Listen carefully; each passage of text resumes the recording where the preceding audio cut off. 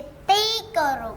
សូមគោរពនិងជំរាបសួរថ្នាក់ដឹកនាំលោកគ្រូអ្នកគ្រូគណៈកម្មការនិងអ្នកអាណាព្យាបាលសាជាទីគោរពព្រមទាំងសួស្តីមិត្តភក្តិសិស្សានុសិស្សយើងទាំងអស់គ្នាដែលមានវត្តមាននៅទីនេះជាទីស្រឡាញ់រអាននាងខ្ញុំឈ្មោះសំអនីកាមានអាយុ6ឆ្នាំជាសារាថ្នាក់ទី1ខ1នៅសាលារៀនសមត្ថភូមិទី24ទីតាំងសៀមរាបទី2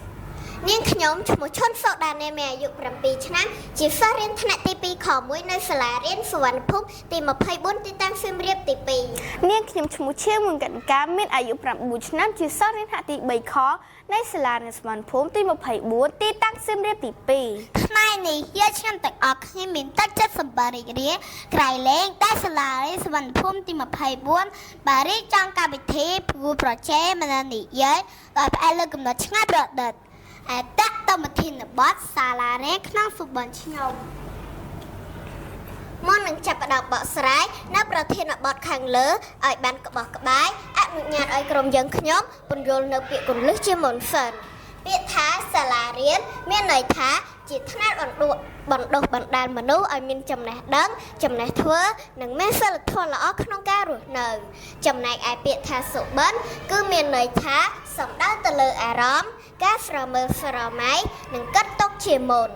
ជាការពិតណាស់មនុស្សគ្រប់រូបតែងតែចង់ឲ្យខ្លួនឯងជោគជ័យក្នុងការសិក្សាការងារនិងក្នុងជីវិតរស់នៅប្រចាំថ្ងៃ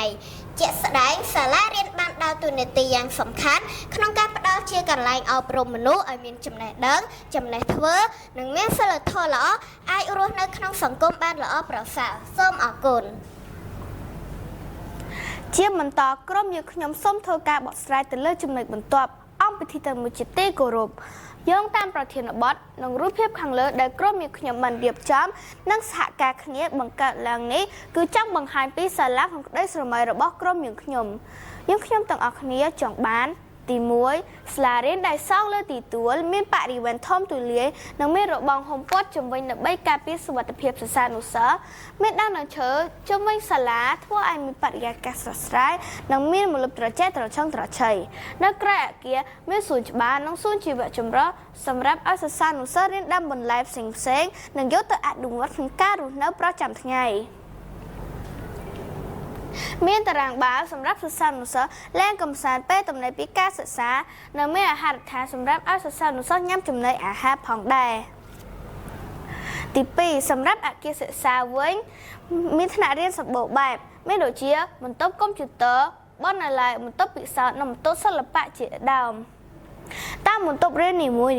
មានដូចជាតុកៅអីក្តារខៀនរូបភាពពាក្យស្លោកនិងស្នាដៃសិស្សឡាក់និងឡាក់ទី3ការពីសាលារៀនស្អាតលោកគ្រូអ្នកគ្រូមានសមត្ថភាពនិងចំណេះដឹងក្នុងការបង្ហាត់បង្ហាញសិស្សានុសិស្សដើម្បីក្លាយជាកូនល្អសិស្សល្អ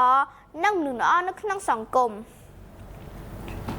សរុបសេចក្តីមកសាលារៀនក្នុងសុបិនខ្ញុំគឺជាសាលារៀនសុវណ្ណភូមិដោយសារតែសាលារៀនសុវណ្ណភូមិជាសាលាកុមារមេត្រីដែលបង្កើតឲ្យមានភាពរីករាយទាំងការរៀននិងបង្រៀនដែលជាទីចាប់អារម្មណ៍របស់សិស្សានុសិស្សគ្រប់រូបជាចុងក្រោយក្រុមយើងខ្ញុំសូមអរគុណសម្រាប់ការចំណាយពេលវេលាដ៏មានតម្លៃចូលរួមស្ដាប់ការបកស្រាយរបស់ក្រុមយើងខ្ញុំនៅក្នុងថ្ងៃនេះសូមអរគុណ